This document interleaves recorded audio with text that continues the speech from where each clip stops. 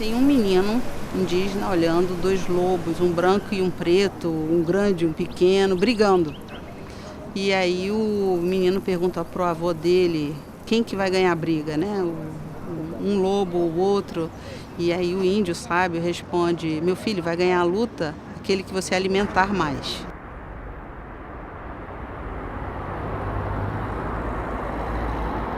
Então, quando a gente alimenta essa ideia, o Brasil não está dando certo, o clima não vai para frente, ou então só vai para trás as coisas, é como se a gente estivesse alimentando isso.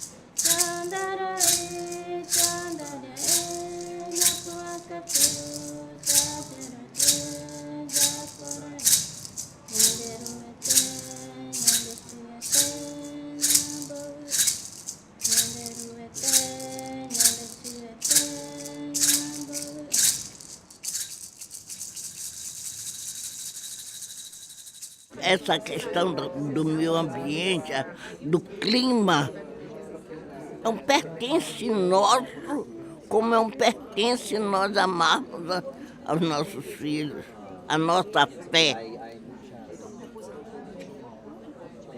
Brigar, criar ferramentas para em defesa desta questão, que não é só minha, é de todos os brasileiros. Aliás, é do mundo.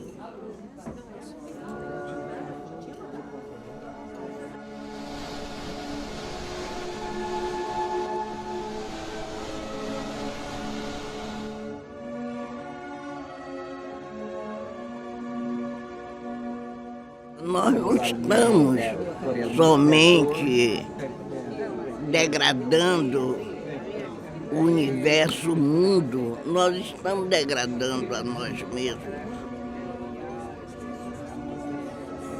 O universo está chorando. Que herança nós vamos deixar para os nossos adolescentes se nós não tivermos esta consciência? Uma consciência de que o meio ambiente nos pertence. Actualmente, si bien día en día va enfermándose nuestra madre tierra. ¿Por qué? Por el hecho que muchas veces no cuidamos y tratamos de maltratarlas, la rompemos sus piedras, sacamos sus aguas, sus bosques, entonces ella queda ya enferma así como un ser humano.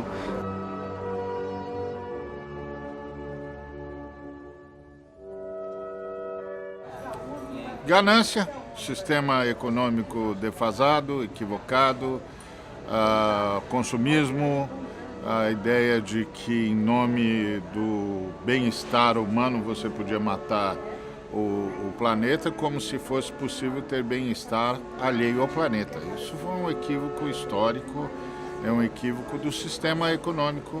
Não é uma questão de desistir do que nós chamamos de progresso, mas repensar o que realmente é progresso. Quer dizer, não pode haver progresso quando ele está às custas da destruição do planeta.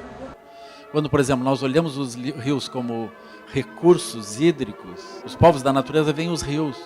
Nós vemos recursos, pessoal. Isso é super grave. A sociedade como se estruturou hoje, nós olhamos os seres humanos como recursos, que é um grau assim, de alienação realmente.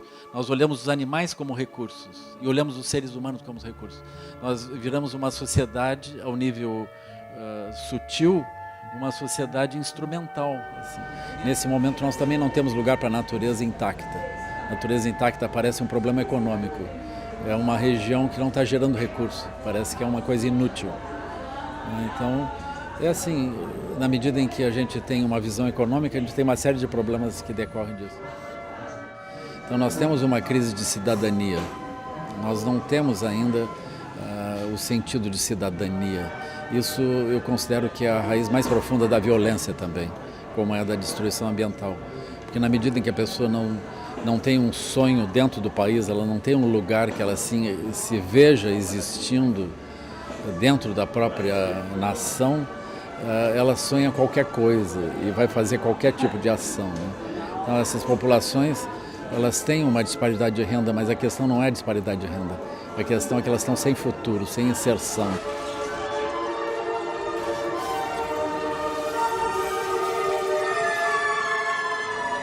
A terra nem sempre ao homem oferece o necessário. E a resposta linda da espiritualidade, longa, tem um trecho maravilhoso que diz: a terra ofereceria ao homem sempre o necessário, se com o necessário soubesse o homem contentar-se. Tudo que eu compro, produto ou serviço, gera gases de efeito estufa. Então, uma vida mais simples, mais ética, com correção. Quem já pratica isso sabe onde quer chegar. Então a gente entende que criar pensamentos positivos, criar pensamentos construtivos pode nos ajudar a criar um ambiente melhor, criar uma atmosfera melhor e criar um impacto realmente positivo no nosso planeta. Eu vejo que essa é a grande contribuição que a gente pode dar. Parece que é pequeno, né? Mas o nosso pensamento tem um grande poder. A gente não está distante da natureza, a natureza está dentro da gente. Essa é a mensagem que eu coloco, né? Cada ser da floresta, como a floresta, é sagrado, para a gente é sagrado. Os bichos são sagrados, os animais são sagrados, os insetos também são sagrados. Então nossos restos são sagrados.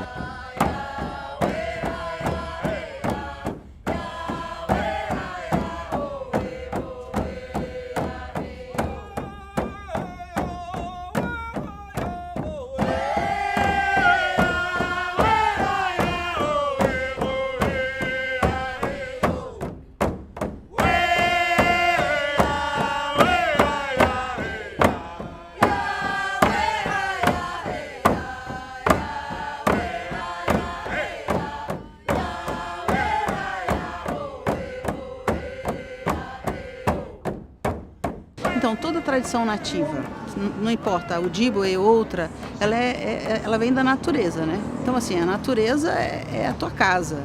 Então, se, por exemplo, a gente vive numa casa e tem um telhado quebrado, a gente vai se preocupar em cuidar do telhado, não é isso? Então, se as árvores acabam os rios, acabam os peixes, acaba a minha comida. Então, assim, eu estou numa relação direta com a natureza, né? Então, para o Ojibwe não é diferente do que qualquer outra tradição. E é importante pensar isso, que nós temos uma casa comum, temos que zelar por essa casa comum, temos responsabilidade sobre essa casa comum e só podemos fazer isso mudando, né? Questionando e mudando. Só sairemos desse impasse civilizatório, só conseguiremos dobrar a esquina se percebermos que caberá a nós consumir menos, dar destinação inteligente ao resíduo, usar energia e água com moderação, privilegiar transporte público de massa eficiente, barato e rápido e não se deslumbrar com o consumismo. E para isso é evidente, você tem que pensar, né, em outras matrizes econômicas, né, por exemplo, outras matrizes energéticas, outras matrizes de consumo.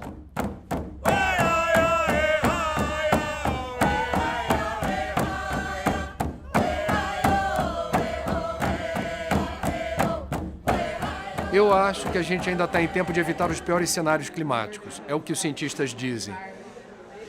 Mas a gente não percebe nos números divulgados pelos cientistas do clima, nesse exato momento em que você me faz essa pergunta, a mudança efetiva e na escala que precisa acontecer da redução das emissões. Nós estamos prometendo muito, mas no curtíssimo prazo fazendo pouco.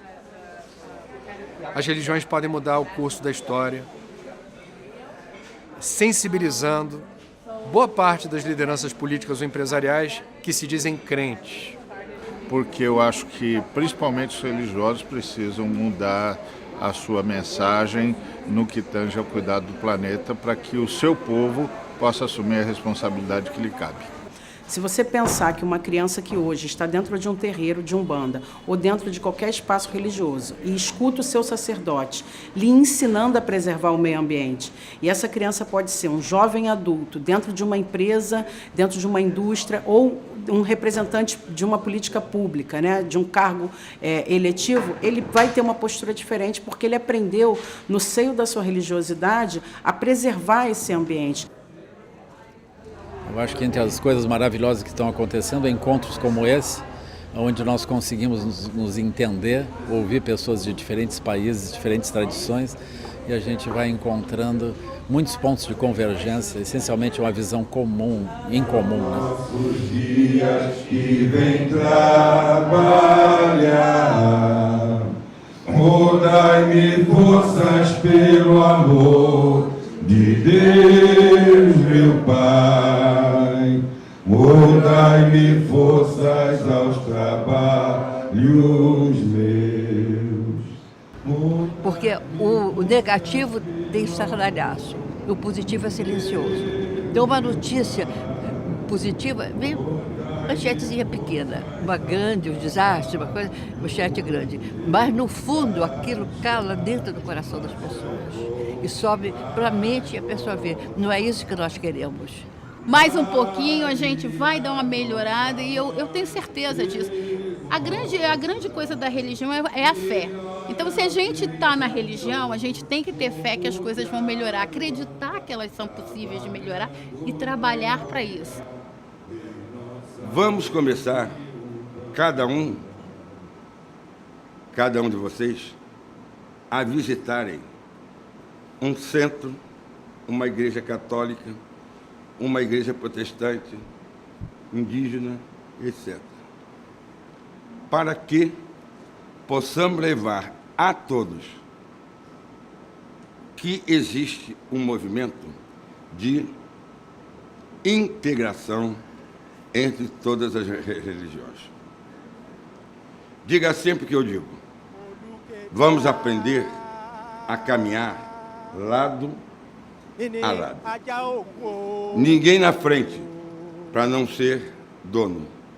Ninguém atrás para não ficar para trás. Mas lado a lado. E isto fará com que este movimento cresça, evolua, atinja a finalidade real para o qual foi criado.